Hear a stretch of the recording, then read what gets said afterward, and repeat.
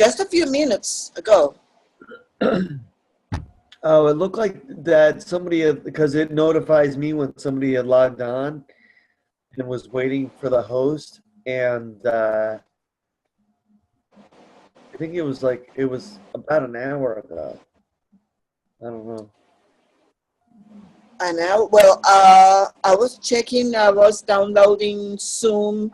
I'm new on this kind of conference call, so I was looking around and checking on the system. Maybe that's why. But I just turned on a few minutes ago. Okay. Okay, beautiful. All right, awesome. Well, the first 30 minutes is kind of laid back. We would just introduce ourselves and things like that. And then, tonight I didn't really make a topic for tonight. It's more open, anybody could talk about anything. I had a death in my family and last week, and my wife and I have been running around like crazy, and I just found out that one of my closest friends for the last 25 years, her mother died this weekend too. So Wow. like one thing after another, and I've been working every day, so it's a lot.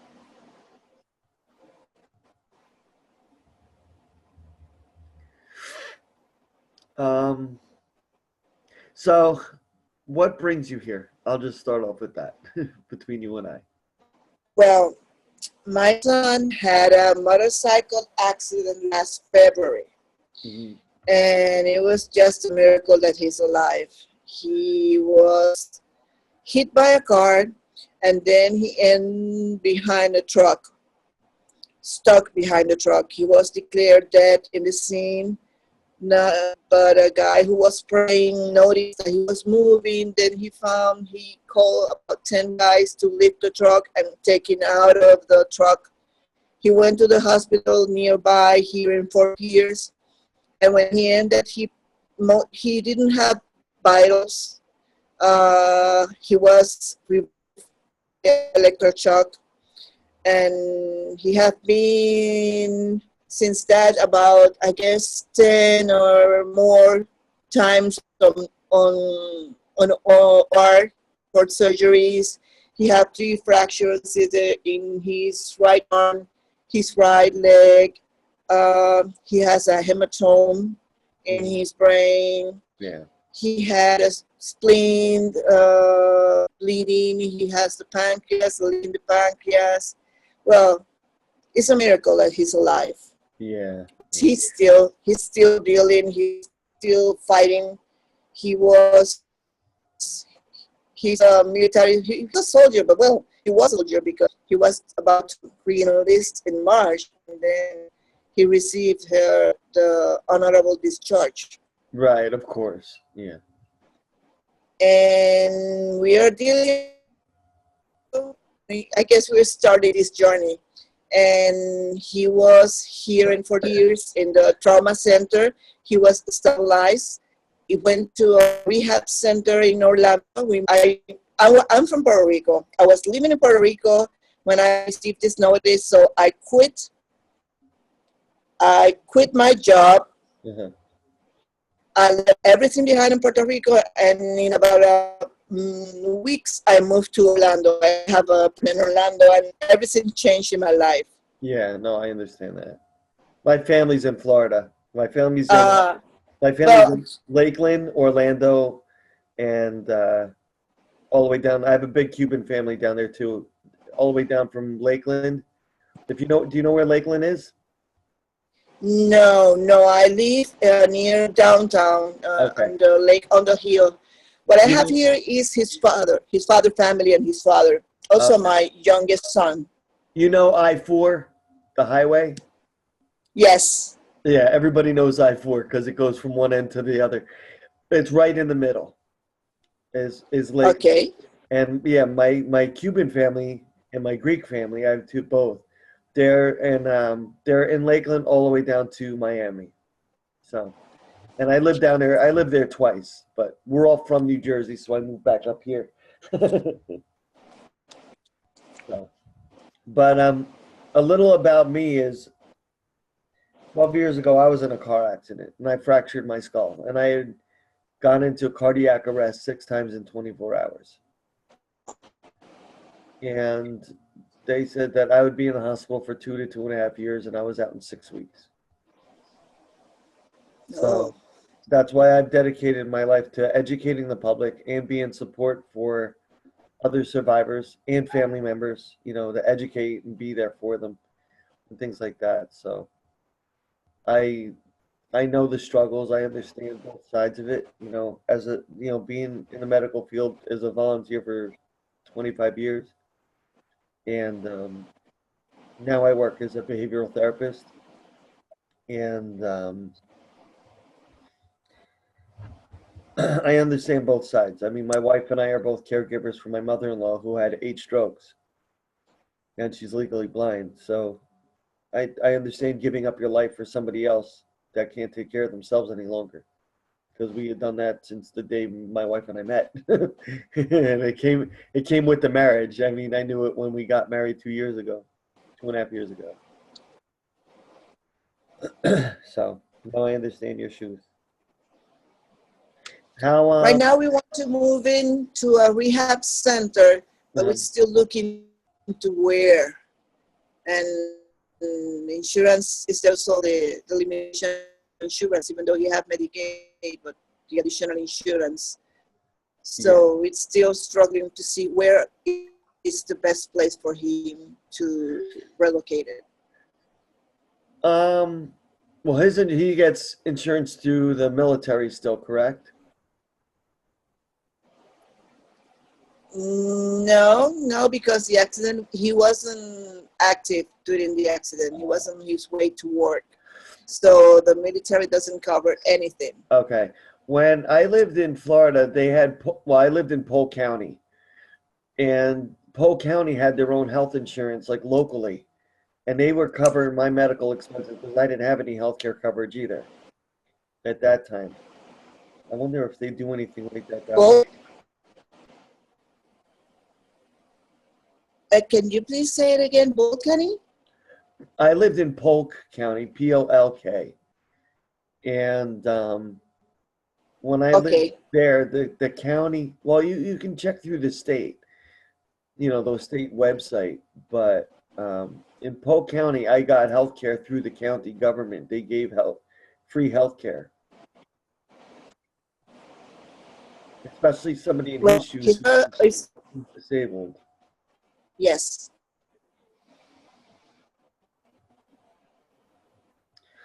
And if there's Association for Injuries here in way that Florida. we can help you out, finding out information, we will.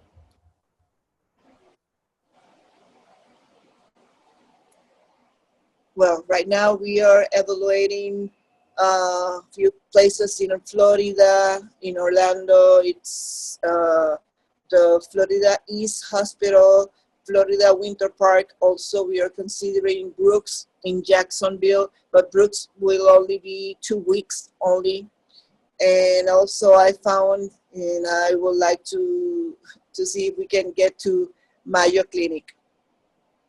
Yeah, no, I'm familiar. Mayo Clinic, they're huge. They're all over the country too.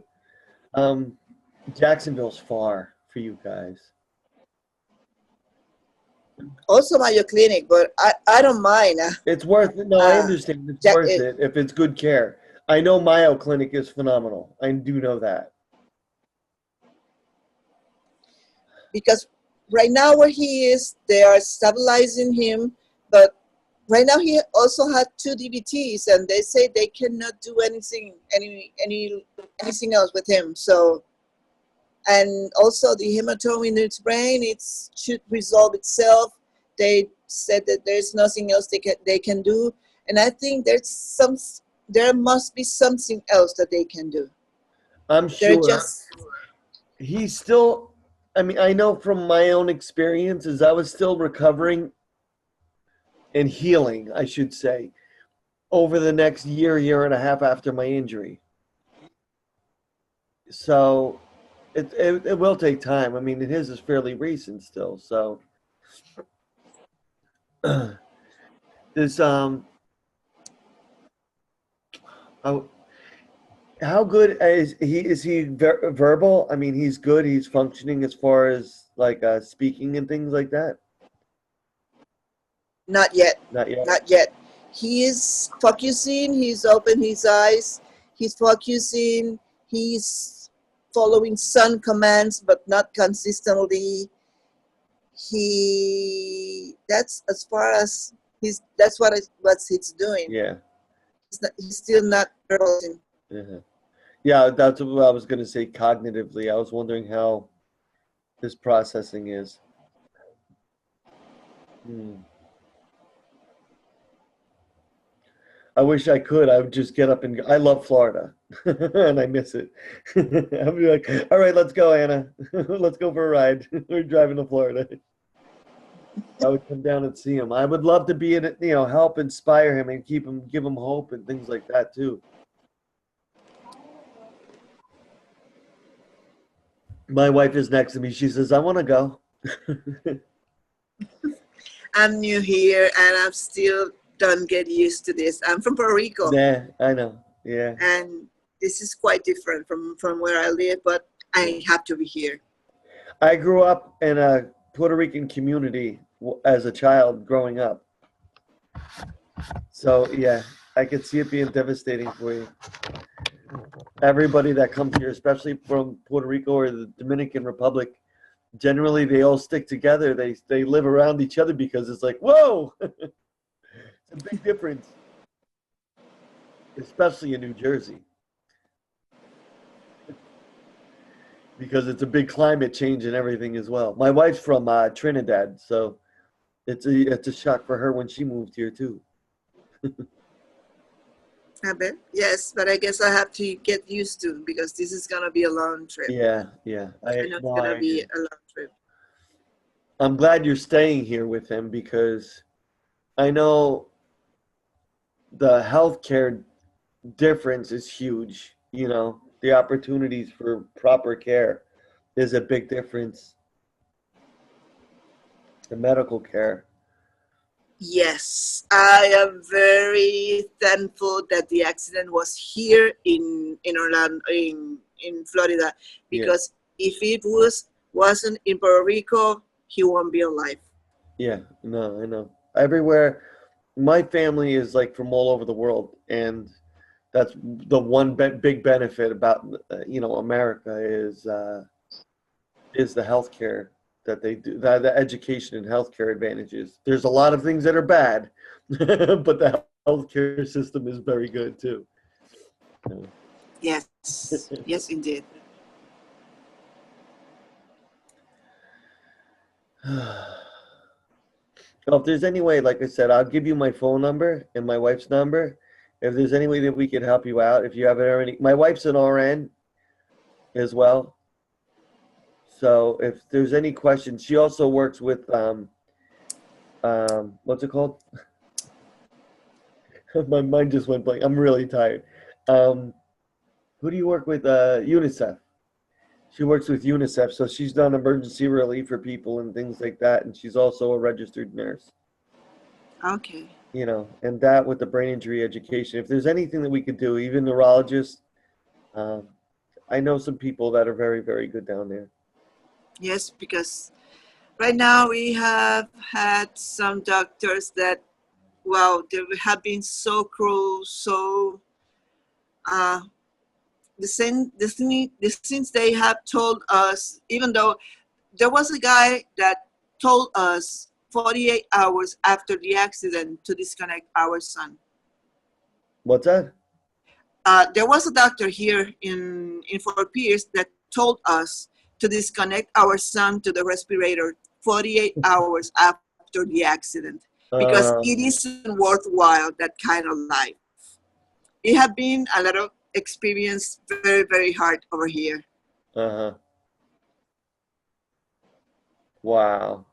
Oh. And I know that there should be a place, there should be other neurologists that can evaluate him and can provide us another alternative. There must be something out there that can be done for him. Yeah. No, wrong teacher don't live here. Oh, hold on one second. Henry, I'm going to mute you for a second, Henry.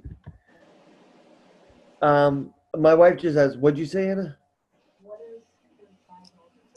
Oh no, he has a severe brain injury, hematoma. He had a lot of bone. He had a lot of fractures all over his body from the accident and things like that as well. He's mildly, like he opens his eyes and he's somewhat coherent, but the processing isn't all that much.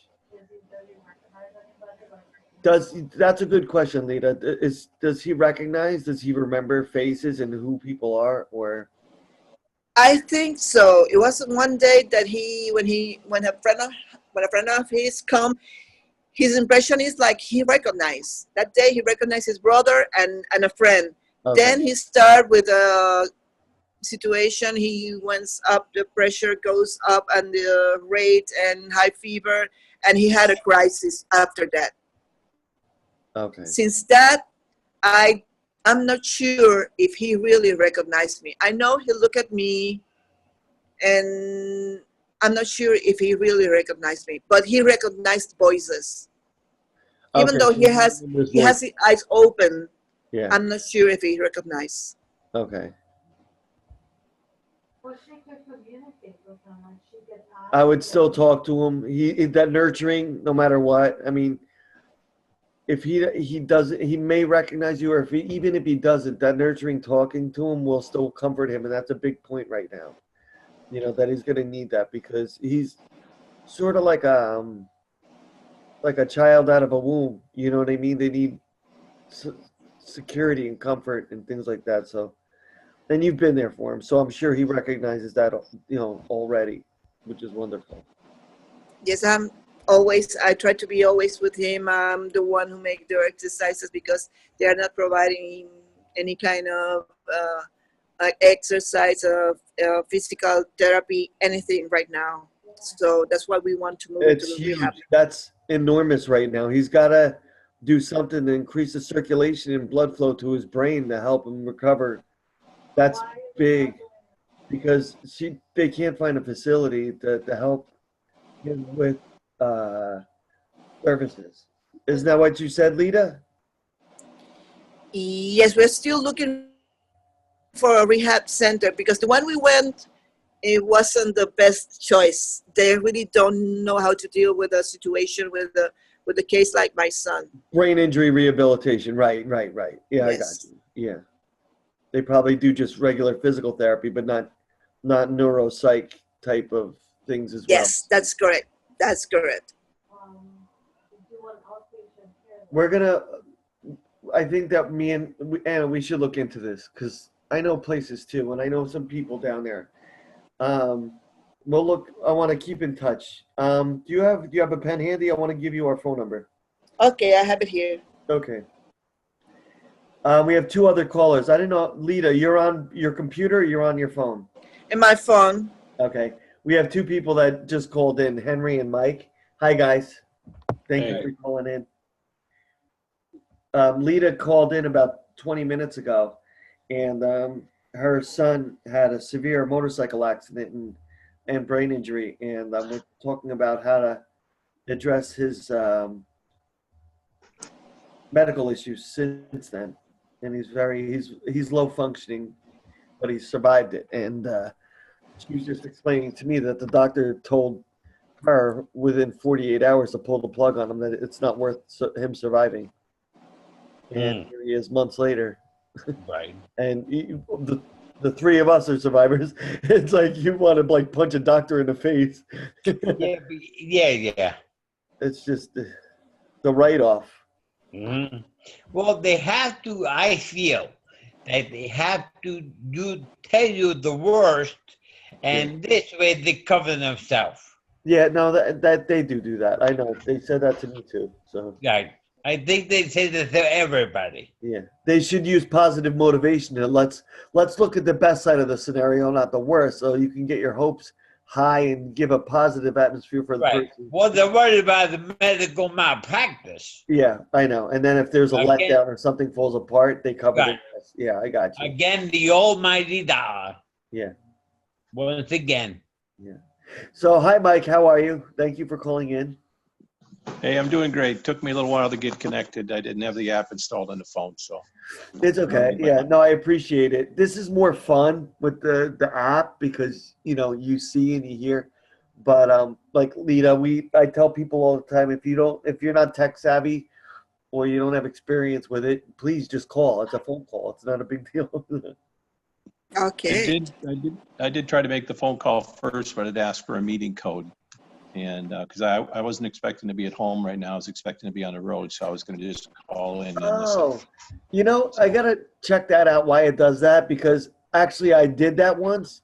You could just hit pound on your phone, and it just bypasses it. Yeah, but a lot of people don't know that. No, I know. I just found out about that because I had to try it myself, and it's kind of annoying because there shouldn't be a passcode to be on this call. Right. Oh, Susan joined in. Hi. Hi. All right, Lita. Our phone number.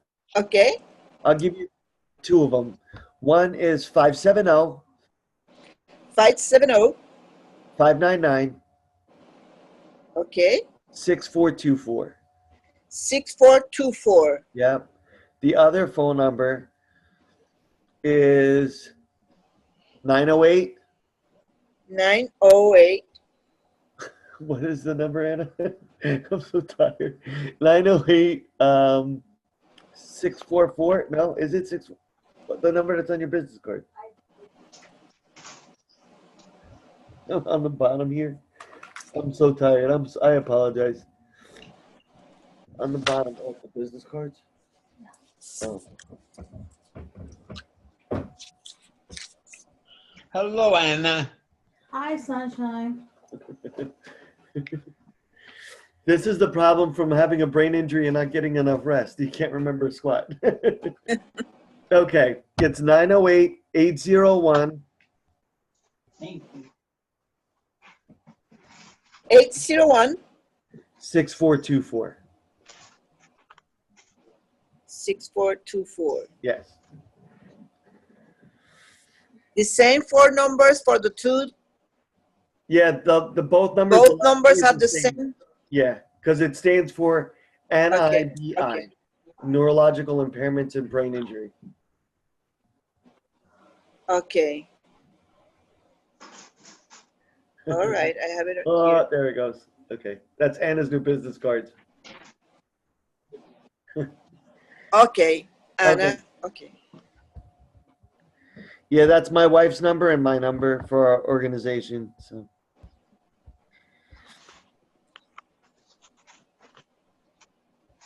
And I have a question. Uh-oh. Yeah. No, there's a little question. Anybody can answer, Mike, you too. Is there a certain time of the day that you start feeling tired? Oh, yeah, me? I know I do. Anybody? 2 o'clock, like midday, I Right. go into a slump. I want to take a nap. And I know that doesn't happen, but it's Right. the impact of just, well, to me, it's a neurological thing is just thinking so much that it exhausts you physically. That's what I thought. Yeah. That's what I thought. How about you, Mike? Not so much. My wife, I had a brain injury in 03, and my wife, the one I'm more concerned about now, she was hurt in 14. Oh, wow. And, Okay. I don't know. I had her on the camera there for a minute. She's doing I her saw daily. it. She's doing her. I'll let you guys see her. Yeah. Yeah, I saw her. Yep, I saw her. Hi. Hi. How are you? Oh, look at that smile. That's a great smile you got there. Thank you. You're welcome. So your accident was in 03 as well, Mike? Because that's when mine was. Yeah. I was going to work at the Home Depot, and the semi missed a yield sign and pulled it right in front of me. And I'm lucky I hit him in the axles, or I'd have gone right underneath the belly. Wow. But I had a couple of knee surgeries and elbow surgery, but luckily nothing major, no internal injuries. Yeah. Just it was kind of funny because they kept asking me if I passed out, Right. and I said I don't know. Get me the hell out of this truck. Right. But so I'm I would say high functioning. I work. I own a business. My wife is still almost 3 years out, but she had a spinal cord injury too, so that's really throwing her Oh, it was balance. another accident? She had an accident as well? Yeah, she was driving in a car with her friend, and the friend missed a stop sign and got T-boned in oncoming highway traffic. So, Oh, Lord. yeah. Hmm. So she has her brain is fused 4 vertebrae down. So she has, from vertebrae 1, 2, 3, 4 Uh-huh. are fused to her the base of her brain. Uh-huh. And that's also part of her balance issue. So, Yeah. but yeah. she got a tremendous attitude. She's positive. You saw her smile, and she's never going to quit, never going to give I up. pick So, up on that in a heartbeat. That's one good thing all of us survivors do is we have a positive, well, for the most part, we try to keep a positive mindset because life is too short. Enjoy it while you got it, Yeah. Yeah, you're nodding your head. Yeah. Exactly. Yeah. It really makes it easier on me, Absolutely. to have someone, Being a caregiver is hard, and you need that pick me up too, even as a caregiver. Yeah, absolutely. Yeah. But yeah. Well, but I just found your post on Facebook, and I'm always looking for information. And one of my goals, since I was somewhat lucky when she got hurt because I run a business, I could take time off. Right. Right. I could reschedule my workload, but at some point I had to leave the ICU to go to work. Yeah. And ever since then, it's been I never want to be that guy again that has to choose between going out and making money and I never want to be that guy again. So I'm kind of I'm on a mission, I'll put it that way, to find a way to bring money into brain injury to help people. Oh, God bless you.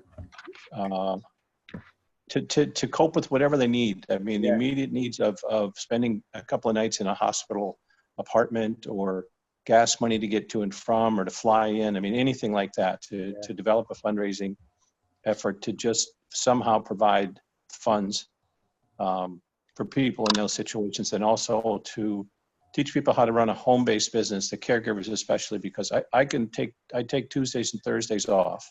Yeah. And I pretty much stay at the house, or I do yard work or whatever. Yeah. And so I feel that's the one thing that's missing in our life. And I know everyone that goes through this, if you lose the main breadwinner, or in our case, she was half, I was the other half, if that's gone in an instant, Yep. Right. there has to be something that can help people. Maybe not be their 100% support, but give them something. So, Mike, Once the where you insurance runs out, you're getting no training. You're getting no therapy. You're getting nothing. So, where are you so located? many reasons. I'm in central Minnesota. Oh, okay. Oh, I've been to Minnesota. I like it. Anyway, I want to get you involved more. I love that you're here. I'm not pushing you away. But on Thursday nights, we're starting Caregivers Conference Calls. Mm-hmm. Because like I was telling Lita before, I'm a caregiver and a survivor. And Susan she's a survivor since she was a child. And she's dedicated her life with giving back and helping those in need. And she's now she's got her master's in is it social work? I'm trying to remember. But and Henry's he's a stroke survivor that has been along, like helping us out, like networking and building and moving along. That drive, exactly what you're talking about, word for word, is what we're striving to do. And I would love to have your support working together. I think that would be phenomenal. With the that'd be great. That'd be great. I'll help you. You help me. I mean, we could scratch each other's backs getting the word out, and really showing people that there's caregiver support out there that we do understand. We could show them the right way, and we understand the struggles of giving up your life for somebody else. Yeah. Turning the negative around and making it not what about me, what happened to my life, but instead, let's see what we can do to help get you better, make you feel better, knowing you're not in this alone. Right. Oh, that's a big thing. That would be That's huge. big. the conference call that we have on Thursdays is it's at the same time. And the biggest struggle that we have with getting people in on those Thursday calls is they're so busy. When do I make time to get on your call? You know? Yeah. But I was like, you gotta have, I mean, if that's the case, let's find somewhere like where you can schedule your time to have a break. You know, I don't mind even rearranging the times we have the calls. So when I don't know what you say, your loved one, you're caregiving for, whatever you want to call them, your client, when they go to bed, let's have the call. You know, that kind of, because it's huge. I mean, I knew when I got married to my wife about her mother, about her strokes and stuff like that. And I knew that coming in that this was going to have an impact, you know, and it's a lot. Oh, I just lost Lita. Well,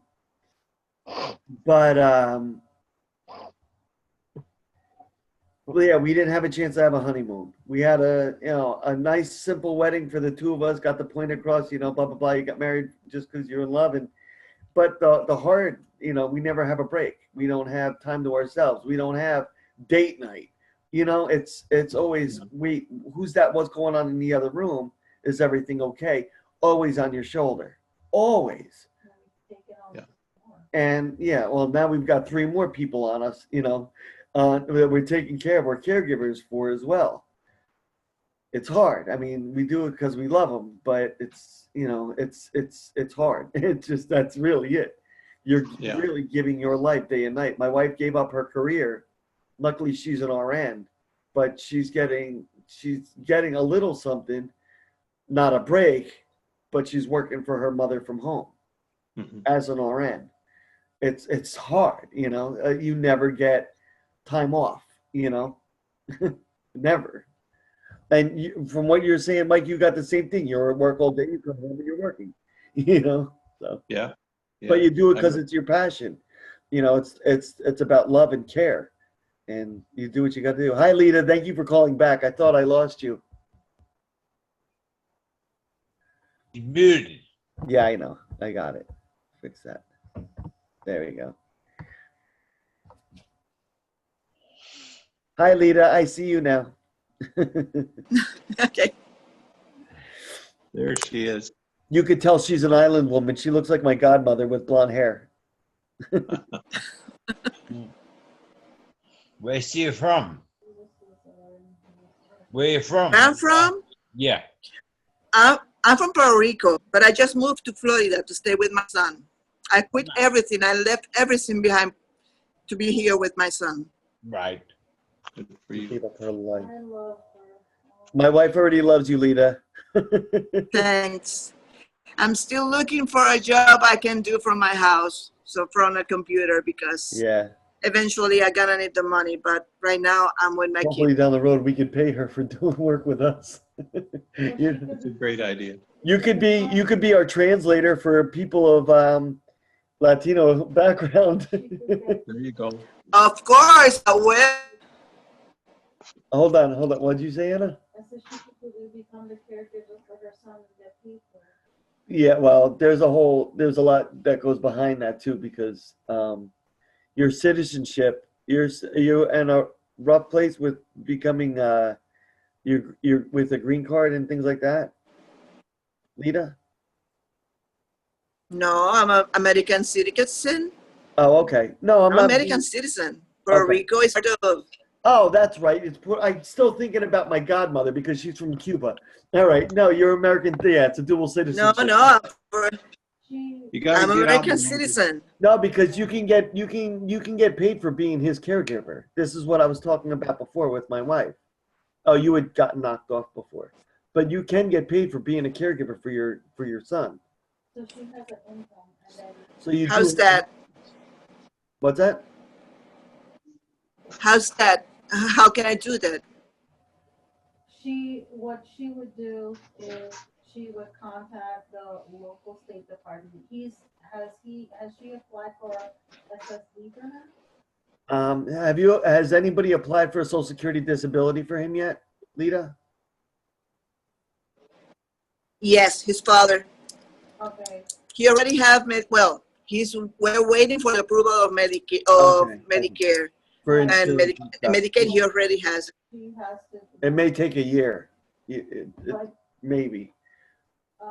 being that he already has it, it's in the process. Yeah. She would contact the. State of Florida?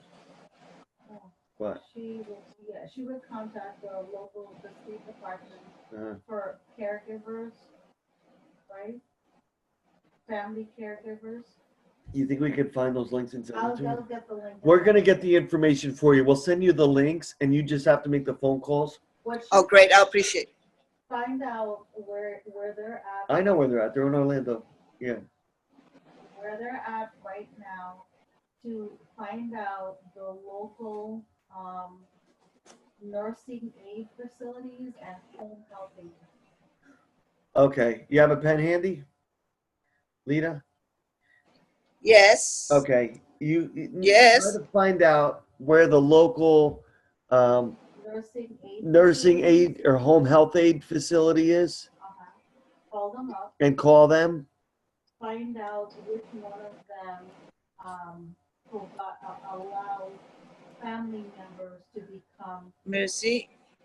Yeah, call them and find out which one of them allows family members to become caregivers for what they're doing. Wouldn't that fall on the Mike situation too? Yes. That could, Henry. It very well could. Yeah. Well, we know it does in Jersey. I'm wondering if it wouldn't work in my situation That's also. what you're just saying. It's just look fine. through the State Department of Health, correct? It's available in every single state. Oh, it's available in every state. It's part of the social services or the Department of Health? No, what it is, it's available in every single state. It's a program that is allowed through the state. However, the person who is being cared for has to meet certain requirements. Okay. Now, for Mike's sake, he would qualify 100%. Yeah. What he would have to do is call up the local nursing programs, either a home health aid facility or a nursing aid facility. Do you hear this, Mike? I can hear most of it. Okay. I would have to contact the home health care agency and start kind of asking some questions. Yeah. Yeah, you would contact the local home health aid facilities or the nursing aid facilities. Mhm. And you ask them if they hire family members to become caregivers. Some do, some don't. And this would be paid through the SSI disability or? Yes, what will happen is, let's say, for example, in Pennsylvania, we have something called Caregivers of America. So what Caregiver of America does is they hire immediate families who are able to go through the training that they provide and are willing to, be able to devote their life to taking care of their loved one. They hire you. You go through the whole process of a new employee as if any job. They do the background check, they do the health screening, they do the fingerprinting, all that stuff. And they'll do their initial training, and then you would start working for your wife. And it's a process. It's a 2-month process. The first month is the state. When you have to contact the state first and tell them that I would like to become a caregiver for my wife. So the state is going to send out a case manager to the home to assess the whole situation. They're going to ask you some questions, and they'll have her present in the room. They'll ask her basic questions. It's their way of doing like a mini evaluation. It's an assessment, yeah. If she's able to, it's fine. If she's not able to, it's fine. Okay. Now, once the state finishes their process, the state will contact the local agency, because every state has a local agency for their county. And they will send the paperwork approving this Individual. funding. It's a Oh. funding. They're approving this amount of funding for this individual to be cared for in their home, because they believe that caring for your loved one in their home is best for them in their healing process and their overall well-being process. Once that's done, the local county will come out, they'll have you filling out the paperwork to start going through, all the process of their screening and whatnot. And they'll tell you the same thing that I'm telling you. Contact your local agency, your home health aid or nursing facility, like a month ahead of time. So by the time everything is approved, the very same day that they get that state ID number or approval code, the same day you start getting paid. Okay. And you Okay. clock in, they'll tell you when the county case manager comes out, they'll tell you whether your wife will get 12 hours of services or 24 hours of services. It all depends on their evaluation. And they'll Okay. tell you how you clock in and how you clock out. Now, the good thing is when you go through the home health aid or the nursing aid facility, whatever benefit packages they offer to their employees, you also qualify for that, because Okay. you're working for Okay. them. Even though you're working, taking care of your wife, you're still hired. It's still a paid job. So if they have a 401k, they have health and dental benefits, they have, paid time off, they have overtime pay, all of that you qualify for. Okay. So it's a ongoing job. You're employed, you're still working, you're still health coverage covered, medical, dental, whatever it is that the company offers. And you, as long as you are willing to continue caring for her, every 6 months, the state and the medical facility, they come out to do an overall evaluation, and then they'll approve you for another 6 months. Okay. That's great information. I owe, from my learning experience, because I had to go through it for my mom to be able to work from home with her. But as I'm going through the whole learning process of it, there's little shortcuts. Like once you start applying through the state, always be a couple weeks ahead or a month ahead. So that way, as soon as the authorization codes start coming in, it speeds up the process of you getting a paycheck, which, you can continue to support your family. Because at the end of the day, we all still need to support our family. You still got to pay bills, yeah. The bills still got to be paid. And the good thing about it is, when you are caring for her, doctor visits, if she's doing physical therapy, whether the therapist come home or you need to take her, simple things as paying for mileage and gas expenses, all those things are covered by the state. Okay. So it helps in a lot of ways. Yeah, it does. That's great information. I'll probably be asking you some questions.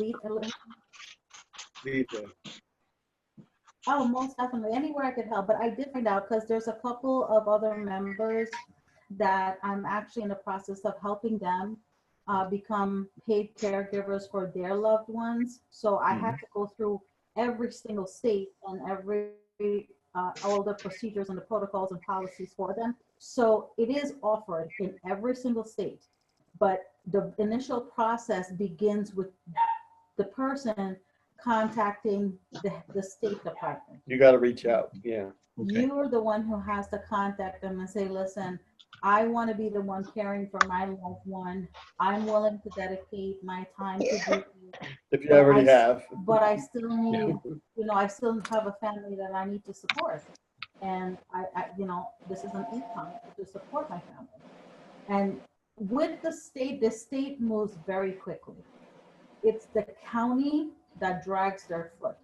But if you're doing it one step ahead, where you're getting certified and everything with your home health aide or your nursing facility, that will speed up the process faster because you're all ready to go. So they need to be faster. And then the state pushes the county to do it faster. Great. And Henry, it's the same thing for you. And Lita, that would be a big help for you, trying to get yourself situated. You could become the caregiver for your son. And you can get paid to take care of him. And he will still qualify for benefits to get his physical therapy, his OT, his speech and physical therapy, his occupational therapy while he goes home. One of the things I was asking Michael when you were talking before was how alert is he? One of the things that I use with my students were picture cards, pictures that he's familiar with. We could tell you things or too. A sound or an object, pictures of family members. And, you speak slowly to him and ask him, do you see mommy? Like you hold up two pictures in front of him and ask him, can you blink once if you see mommy? I have done it because he had two kids, and I show him the photos of his own kids, and sincerely, sometimes it seems like he didn't recognize it. You know what? It takes time. It does get better. The short-term memory issues can improve. Don't underestimate that. Just keep going at it. Sometimes it takes a while, but it may take just a small trigger to bring back those memories, because it's weird the way the brain works. Especially when you're doing certain things like pictures and faces with children, because children, of course, their features change. And his memory, with everything that he's going on right now, he's seen a lot of faces, in and out of his life. It's a lot of, it could be overload. It's very hard for him to pinpoint. But a picture as like a car that he loved, or a sound, or a smell, or a t-shirt, just simple things that can help him, like a simple thing like that also would help him build his self-esteem little by little, because he remembers, he'll feel good that I did this, I know this. I have messages of his son, of his daughter. Yeah, good. Anything can trigger the memory. Anything. Yeah, that's what I was saying. Yeah. Right. A smell, whatever. Never know. You'll never know. Like Mike said, you try anything and everything. Something going to trigger it eventually. Yeah, he may not remember it now, Right. today, but 2 days from today, you show it to him again, and being that he had a second reinforcement of it, he may remember. Yeah. Right. We just got to be, patient with him and give him time. That's a big thing. But in the same sense, one of the biggest things for him right now is, getting his motivation and his self-esteem going to, get better. Like, he needs to get better. He wants to get better.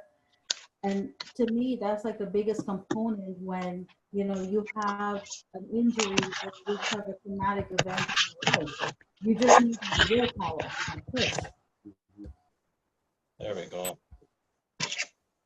Sorry, I had to put the phone down. I've got work to do. It's okay.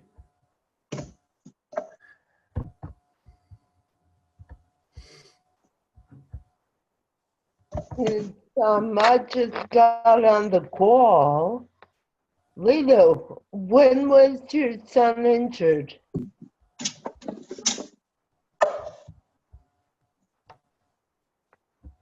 Hello? Yeah? When was your son injured? In February the 27th. Of This February. of Last February. What exactly happened? A motorcycle accident. Oh, and how old is he?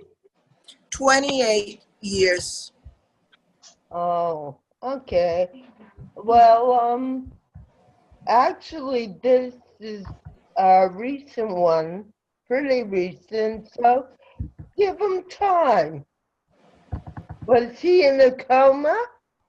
No, he has his eyes open. Sometimes he follows, sometimes it seems like he recognizes. He's still not, verbalized. He has a tracheotomy, and has the speaking valve, but he haven't say a word yet. Oh, I mean, when the accident happened, was he in a coma? Signal. Excuse me? He froze. I'm losing the signal.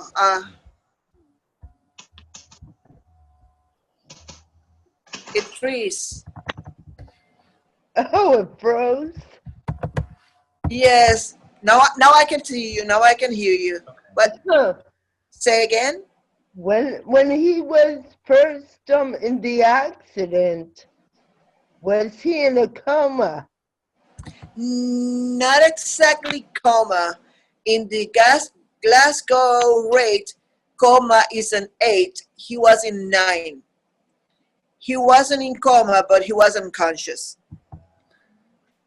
And how long was it until he got conscious? Well, as the doctor says, he was in between, but he wasn't in coma. He started opening his eyes about, I guess, a month ago, and barely recognizing people, but haven't talked yet. But he followed commands. When I ask him to move her hands, to move her head, to move his feet, he does it. Well, that's good. Yes, it's good. And also he has reflex. I sometimes he don't speak, but I put a spoon in his mouth, even though he has a track, and he opens and try to swallow the water. Oh, good. Huh. That's very good. So it sounds like he's improving slowly but surely, right? Lita, Yes, why does he still have a trach? because since they're not completely sure he's fully awake, they still want him to have the trach. He's speaking by he's breathing by himself, That's but the reason why he's not able to speak. but he have a speaking valve in his trach. He can Yeah. speak with a speaking valve. Yeah, but he's not accustomed to But if he's not accustomed to it, he may not know how to use that. It's very strange that he still has that.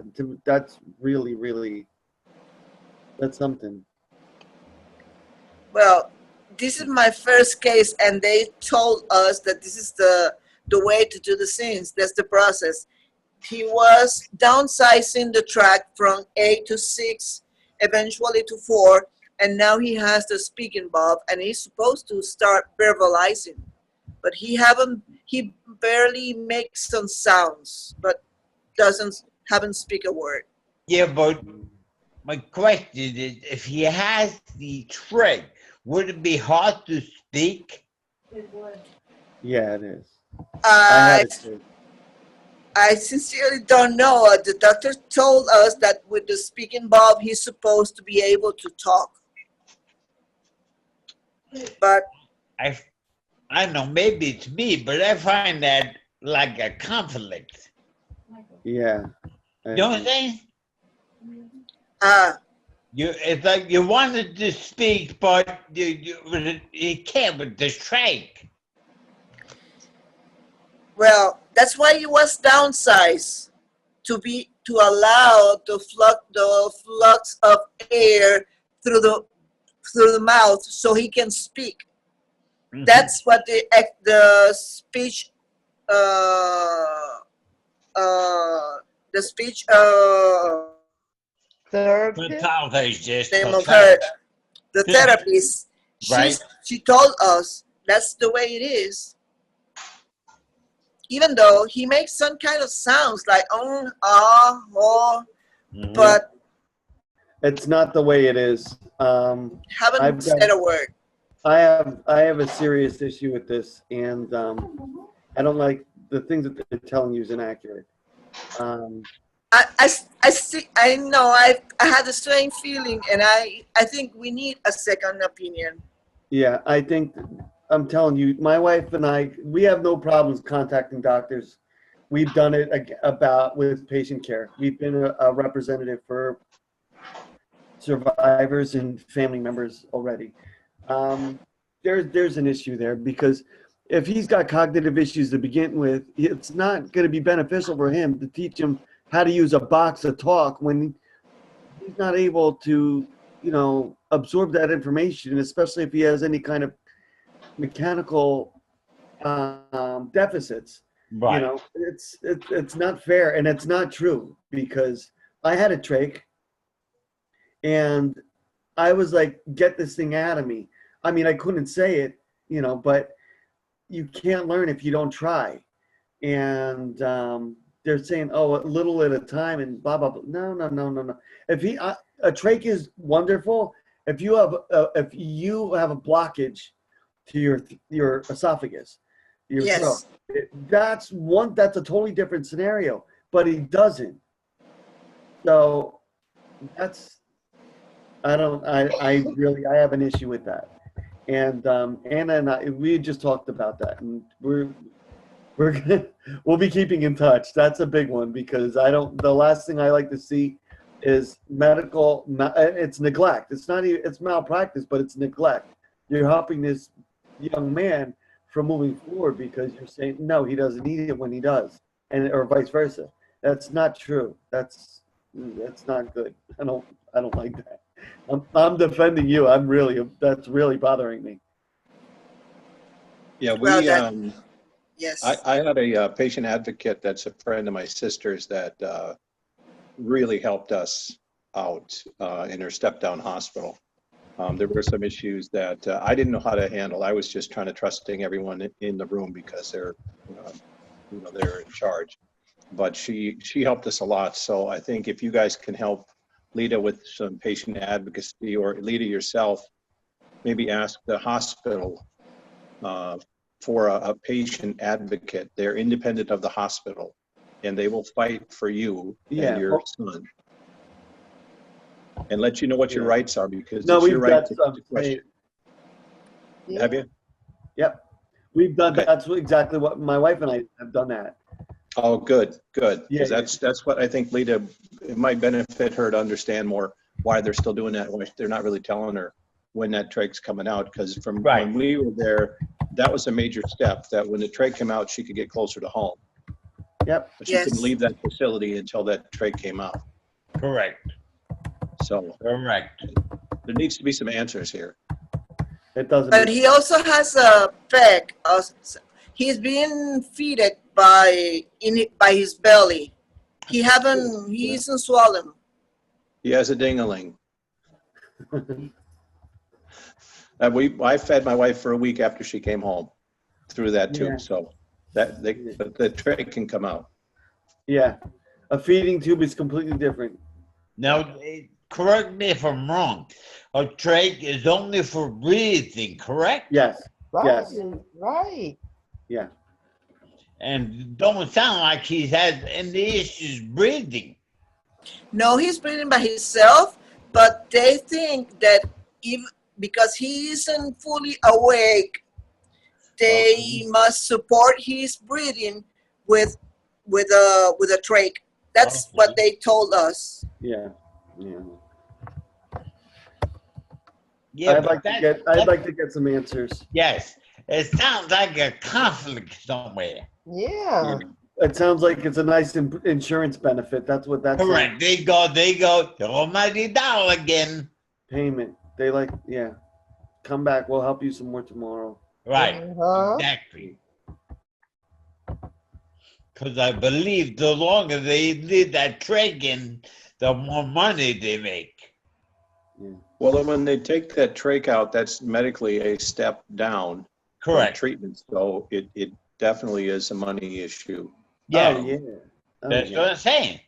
Because that's a certain level of care.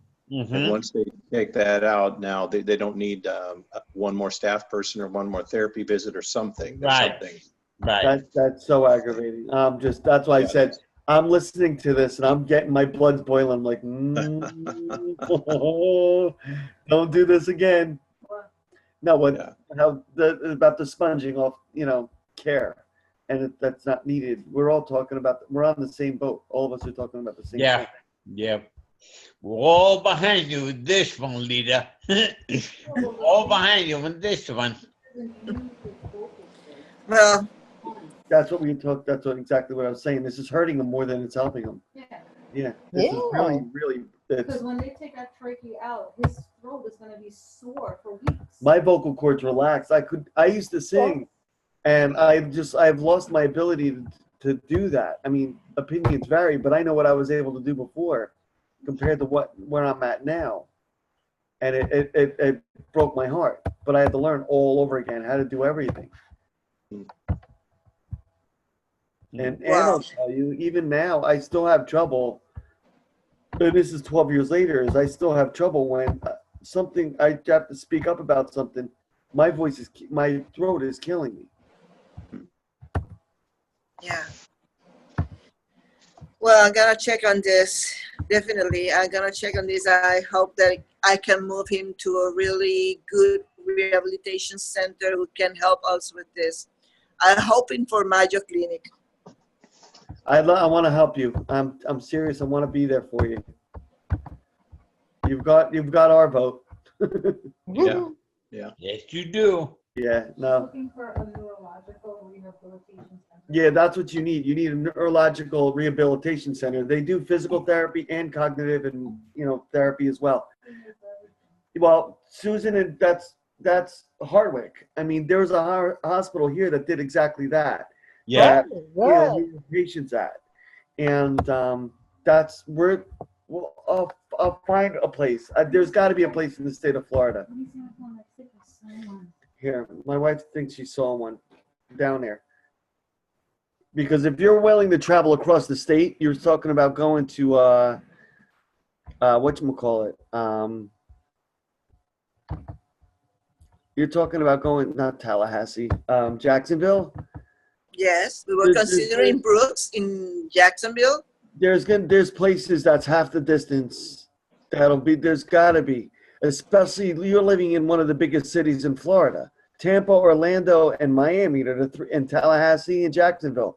Those are the 5 major big spots in Florida. There's got to be something by you. And I lived in Jupiter, and I lived in like I said,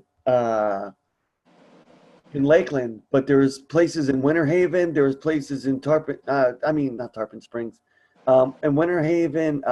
You had mentioned it before. Another place. They're all right by there. And even where the neurologist I went to, I'm gonna get his name and number. I'll get a recommendation for you. Wait, what was the name of the one leader that you were talking about? Brooke what? Brooks in Jacksonville. We're considering Brooks. There's another place in Orlando. What's the name of it? No, that one isn't. Neuro International. And that's in Sarasota. And that's in Sarasota. That's not far from you. Neuro International. But it does provide rehabilitation as inpatient. Yeah, it's an assisted living. It's an assisted living facility that does rehabilitation as well.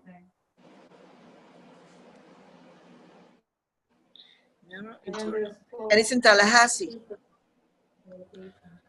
There's another one. What's the name of it, Anna? It's called Florida Institute for Neurologic Rehabilitation. Florida Institute for Neurological Rehabilitation. It's called FIN. Florida Institute. Can you do a screenshot? You know how to do a screenshot on your phone? Does he have any spinal It- disabilities? Does he have any No, spinal? no, Is no, He's Sam mobile. Scott, no. Mobile now, right? Your son is He has, mobile now, Lita? yes, he moved his feet, his legs. Even though he has some fractures in his right leg, he has a plate in his hip and also in his pelvis, but he still have mobility. Good. Okay. That's good. Okay. Well, there was the boy. At least we got a lively call. Yeah. Well, You yeah. know what, have her, if she has time tomorrow, have her check out Neuro International. Check out Neuro International, Lita, Because they're tomorrow one of if you the can. top rated. Neuro International. Yeah, they're one of the top rated in Florida. Let me get the number for And I'll give you the Neuro number. International. Neuro International. I'll give you the number in a moment. It's, their address is 4004 Their address is 4004 Fruitville Road. Fruitville Road. Fruitville. Fruitville. Yeah, like oh, it's all one word. Fruitville Road, Road. Fruitville, Sarasota, It's in Sarasota. Florida. Sarasota. The zip code is 34232. 34232. Their telephone number, Hold on, she's writing. 343-232. 34232. Wait, the area code is 342. No, I mean the zip code rather. 34232. 34232. That's their zip code. Their phone number is going to be what? 863? No, it's 941. 941. Yeah, I forgot about that. 870. 870 4129. 4129. 4129. Neuro International. 4129. They're Okay. one of the top rated for TBI. That's one of the top rated places for TBI rehabilitation. Yeah. I'm gonna check it. Check it Neuro out and let us know what you hear back, because if there's anything, if you don't mind, I'd love to represent you. If there's any trouble or any questions that you don't understand or anything like that, I'll be more than happy. The two of us will be more than happy to help you. You know? I appreciate. Okay. Okay, I'm gonna check those places She's tomorrow. But she's in Orlando. She's close. I'm sorry, what was that, Lita? That I'm gonna check those places because right now we are sending the referrals from the hospital. Right now the hospital want us out of the hospital because since they think that he's stabilized. He wants to move forward and send it to a rehab center. First, man, I think Mike, we definitely need to get involved. I know, we're all getting mad here. I know. I'm telling you. Yeah. I mean, first they're the one that take this trach out. Yeah. Now that's they exactly- don't want to keep him in the hospital either. Yeah. This call is being recorded, and guys, it's the six of us, well, including Anna, who's sitting next to me. This call is recorded, so I am going to save this call. I mean, this is great because we've got caregivers and survivors involved in it, and that's exactly what I want to do on these Tuesday night calls. So I hope nobody has any problem with me if we could share this, because we're all talking about valuable information that can help other people. Is that okay, Mike and Lita and Susan? Yes. Yes, it's for okay sure. with you. Yes. Yes. Susan, are you okay with that? Well, I just asked Lita questions. No, I know. With the type of facility that Lita's looking for her son, does she want him to be in a center where he's gonna be monitored and has like a daily schedule from the time he gets up till the time he goes to bed and being monitored? As an inpatient, you mean? Well, there's 3 different type of centers out there, and there's the inpatient where they will stay there. It's like an assisted living facility. Okay, let me ask that. Lita, would you like your son to be in like an assisted living facility where he's always monitored of what was going on and how he's doing? Or would you rather outpatient where he's getting assistance there and then it's monitored and tracked and then he goes home? Yeah, then she would. Then you would take over. Is that what you'd Yeah, like? well, we're looking for inpatient facility for rehab so they can come over home and hopefully without the track and the peg Yeah. and easily because I'm gonna be the one taking care of him. So that's what we look. All right. The And neuro- Brooks expect him to be more active, more conscious, more responsive in order to have him in his facility. That's a Because good idea Brooks will be because providing service for 2 weeks. yeah, no, that's a great idea because it'll help him build his confidence to be more independent. And that'll build his self-esteem and his courage that he'll get better. Because too much pampering is not good because then he'll lay back and he won't have the motivation to move forward. There's one more. You said something. Wait, I want to bring something. Lita, you said something about a bag. Am I correct? Well, peg, he's been feeded by the peg, the tube and belly. A feeding tube. Okay, no, okay, I know what that. All right then. They call it a That's gotta peg be- here. That's another thing that's got to be. Well, if Yeah. he has a tooth on his mouth, how is he going to eat? That's Henry brought that up before. That whole thing is ridiculous. I had a feeding tube and I had a trach, but when I woke up, they removed it because I was able to. If your jaw's working and your esophagus is working, you're able to breathe. You could swallow and. He's opening his mouth when he sees a stone. Right, exactly. Yeah, he knows what he's. All right. And I have one question. Well, actually, two questions. Correct me if I'm wrong, Lita, is where he is now, is it called Boots? Say it again, please. Where he is now? Yeah, what hospital is he in? Right now, he's in Fort Pierce in Longwood, here in Fort Pierce. Yeah. And does that hospital specialize in rehabilitation, head injury?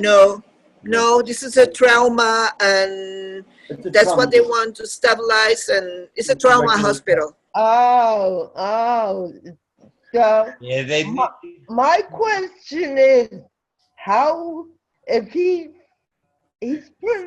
sounds pretty active now, yeah. but with a trach, they're only constricting his progress. That's what we're all talking about here. That's That exactly right. does not make any kind of sense to me. Well, it seems like because they were, yeah, that's it, Mike. That's it. But they were trauma hospital. So as far as I see they're concerned, that they stabilized him, now it's time for another step. That's what they said. Then another step for rehab. Right. And probably they're keeping it in because of liability. Correct. They're Well, afraid again, something might happen. I think it's the almighty, like Mike said, it's the almighty dollar, and then if they take out the tracheotomy, there'll be other issues that they lose. Correct, Mike? Yeah. Yeah. Well, Lita, one of the things that will happen is if you request a trach to be removed, there are ways where when feeding him, like him taking food through his mouth, they can monitor it where he doesn't choke. First they'll start him off with liquids, right? To see Right. how well he's able to swallow. Now, once he's able to swallow, they always put a little suction tubing to the side, just in case he needs it. Now, if he's able to swallow and he's able to hold it down on his own, like after 10, 15 minutes, What they do is they move to the next step where they start thickening the liquids. There's a type of powder that they put in liquids, and they could put it different measurements to thicken it little by little to see how much he's able to tolerate into swallowing. And once he's able to do that, like over a week, a period of time, it's not something that they do within, just a day or two. They monitor them within a week. They'll do the solids from liquid to solid. And then from the solid, then they'll do a puree where it's a food to see how he's digesting and how his stomach is taking it. And then they start doing chunks. Like, think of it as like the same process when you're teaching a baby how to eat. Yes. And first you give them the puree, you see how they tolerate it, and then you move to little pieces of soft soluble. And then they'll do the same with him until he's able to regain the whole muscle movement of his mouth and how he's able to control the muscle of chewing and swallowing. And that in itself will also help him to tone back the muscles in his mouth and his throat and his vocal cords. So then he'll be able to speak. But as long as they have that trach in him, every time he tries to move or make a sound or anything, he's not accustomed to it. First of all, he hasn't spoken in such a long time. And then on top of it, when you breathe and you have something in your throat, your first thing is you want to gag. It's Right. That's what he's moving his mouth all the time, like it's like chewing, but yeah. I think it's because the track is bothering him. It irritates it a lot, especially when there's no need for it. And the fact that he's breathing on his own, he shouldn't even have that in there. If I was you, I would seriously ask them, listen, he's in a medical facility. If push comes to shove, there's always ways to incubate him again, but the goal is to try and get him to go to that next step. And the fact that he's opening his mouth, he knows that what the recognition of what a spoon does, he is comprehending those simple things. Why not help him to take that next step? But what it is, and I think it's, again, like Mike said, once they take out the trach, once they take it out, other things will follow and they decline, money-wise. Well, it's either money or his life. No, I don't mean only this then. I mean, these people. She has to do what's best for her. Sometimes you have to fight for the ones who can't fight for themselves. Correct. I'll tell you something. When my mom had her eighth stroke in the hospital, the doctor told me I should start preparing her last will. Right. And I should notify my family and start making funeral arrangements. And I asked him, I said, why are you telling me this? He goes, based on what I see. I said, well, do you see an expiration date on her foot? Because I don't. Right. And he goes to me, well, I'm just telling you from my medical expertise. I said, well, That's I'm not telling expertise. you from what I know. That's medical ignorance. What I know from my mother, she's a fighter, and I'm going to give her every last will to fight. Right. So sometimes you got to speak up for him and say, listen, he's breathing on his own. I want him to, let's see how we can help him to take that next step. If push comes to shove, he's in the hospital. He can be incubated again. But unless we don't try, we won't know. Right. Okay, I'm gonna talk that tomorrow because their concern is because what they haven't been receiving therapy right now because they want to get rid of him.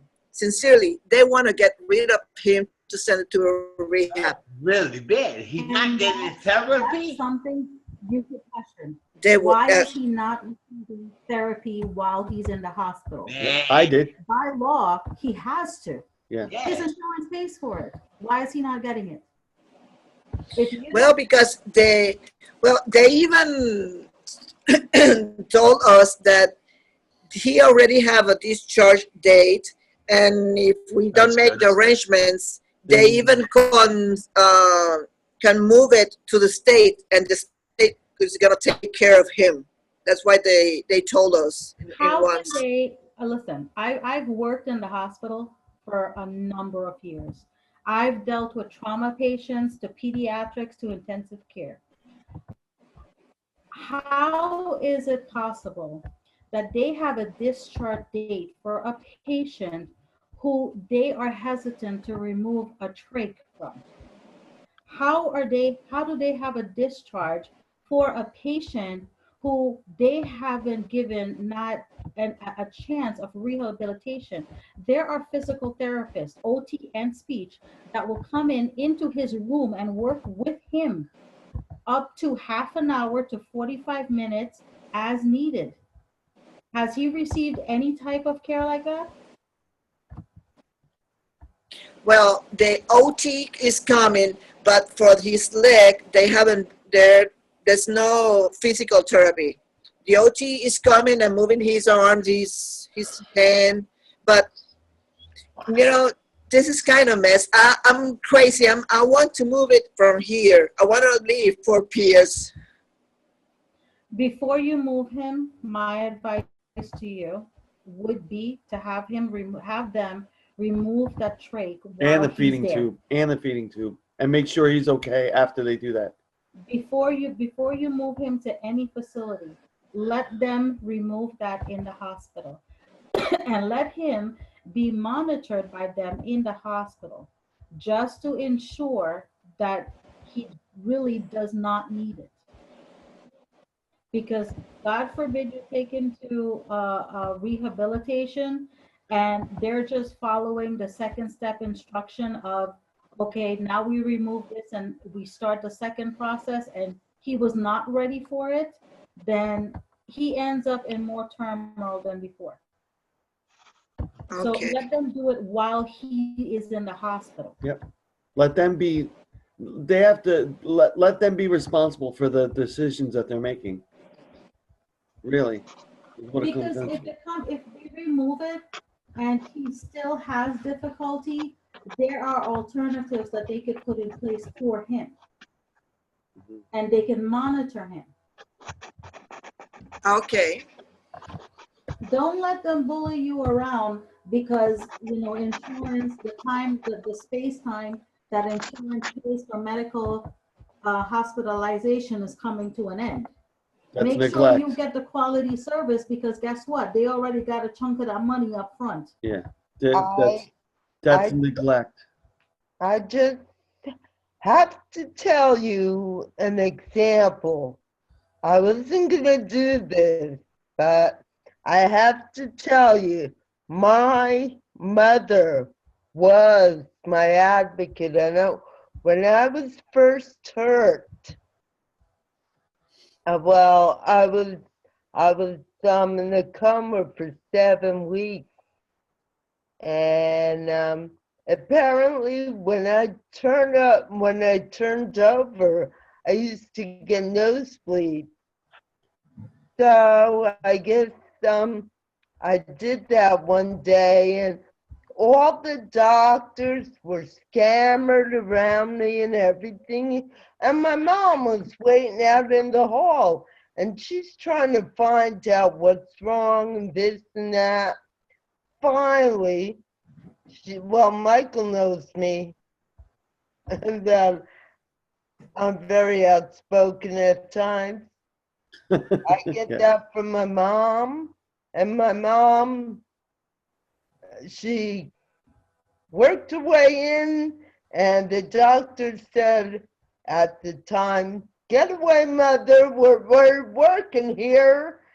And my mom got really angry, and she said, "Well, if you would have asked me, I would have told you that when she rolls over, she gets the nosebleed." And I can just imagine those faces of those doctors were red. Mhm. I've been known to turn a few people's faces red in my life. I think I got that from my mom. But you have to fight. You gotta stand up. You have to stand up because they'll walk all over you. The point is, speak up. The doctors are not God. Mm-hmm. I mean, I know. they may do God's work, but they're not God. That's true. And you know your son better than the doctors. The doctors only know your son from the symptoms, but you know your son, not the doctors. That's very well said, Susan. Okay, That's I gotta start. very well said.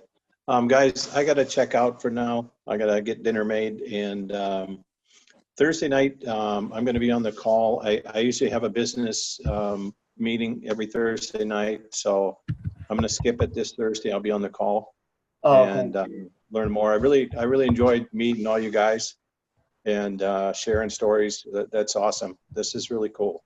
So no, I appreciate it. This is our whole life, so it's a big thing for us. yeah. You guys keep on keeping on, and hope you have a great day tomorrow, and we'll check back in on Thursday. Okay. Thank Okay. you so much. Thanks. How do I hang up? Oh, I'll take care of it. I got it for you. Yeah, you got it. Thanks, Mike. Yep. He did it. He did it. Okay. That was phenomenal. This phone call, like I said, this whole conference call is being recorded. So I always have to say that because we always have to do that for FCC purposes, for the federal communications. Luckily, nobody used any foul language. So I keep it good. What's that? Oh, Susan just makes people red. It's okay. They'll get over it. What? Anna said, "Oh, Susan just makes people red." Lita, I'll let you know that a lot of us are personal friends. Like there's a pretty good big group of us that are all from New Jersey and New York area, but we all known each other for a long time. So. But I have to say that yes, I've been known to make a few people red, but what you don't know, I feel like hugging them after. I need one. I'm really a softie. But just don't get me mad. Do not do that. Yeah. Okay. Oh, Susan, by the way, I got your message. I'll call you after we have the conference call and we'll talk about whatever it is you need to speak about. Okay. More help in finding out the location center or outreach programs that will come home. Yeah. Well, she knows she has both. I gave her both of our numbers, so that's no problem. Anna's reaching out to you, Lita, and just sharing the information, saying if there's anything you need, please call us. Anything. Okay. I'm gonna check those places tomorrow and send the information to see if we can move forward to those places. I'm gonna check those, and I'll let you know. Okay.